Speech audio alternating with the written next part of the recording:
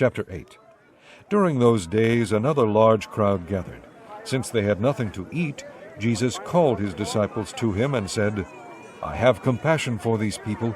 They have already been with me 3 days and have nothing to eat. If I send them home hungry, they will collapse on the way, because some of them have come a long distance." His disciples answered, "But where in this remote place can anyone get enough bread to feed them?" "How many loaves do you have?" Jesus asked. 7. They replied. He told the crowd to sit down on the ground. When he had taken the 7 loaves and given thanks, he broke them and gave them to his disciples to set before the people, and they did so. They had a few small fish as well. He gave thanks for them also, and told the disciples to distribute them. The people ate and were satisfied. Afterward the disciples picked up 7 basketfuls of broken pieces that were left over. About 4,000 men were present, and having sent them away, he got into the boat with his disciples and went to the region of Dalmanutha. The Pharisees came and began to question Jesus. To test him, they asked him for a sign from heaven. He sighed deeply and said, "Why does this generation ask for a miraculous sign? I tell you the truth, no sign will be given to it." Then he left them, got back into the boat, and crossed to the other side. The disciples had forgotten to bring bread except for 1 loaf they had with them in the boat. "Be careful," Jesus warned them.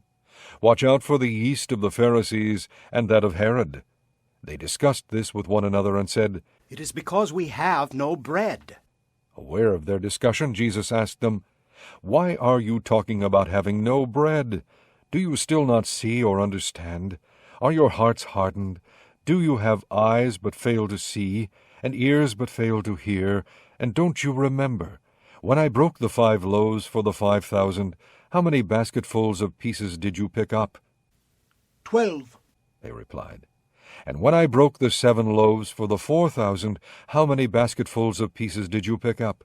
They answered, 7. He said to them, "Do you still not understand?" They came to Bethsaida, and some people brought a blind man and begged Jesus to touch him. He took the blind man by the hand and led him outside the village. When he had spit on the man's eyes and put his hands on him, Jesus asked, "Do you see anything?" He looked up and said, "I see people. They look like trees walking around." Once more Jesus put his hands on the man's eyes. Then his eyes were opened, his sight was restored, and he saw everything clearly. Jesus sent him home, saying, "Don't go into the village." Jesus and his disciples went on to the villages around Caesarea Philippi. On the way he asked them, "Who do people say I am?" They replied, "Some say John the Baptist. Others say Elijah, and still others one of the prophets." "But what about you?" he asked. "Who do you say I am?" Peter answered, you are the Christ. Jesus warned them not to tell anyone about him. He then began to teach them that the Son of Man must suffer many things and be rejected by the elders, chief priests, and teachers of the law, and that he must be killed and after 3 days rise again.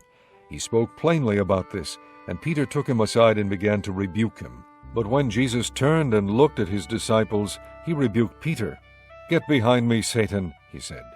"You do not have in mind the things of God, but the things of men." Then he called the crowd to him along with his disciples and said, "If anyone would come after me, he must deny himself and take up his cross and follow me. For whoever wants to save his life will lose it, but whoever loses his life for me and for the gospel will save it. What good is it for a man to gain the whole world yet forfeit his soul? Or what can a man give in exchange for his soul?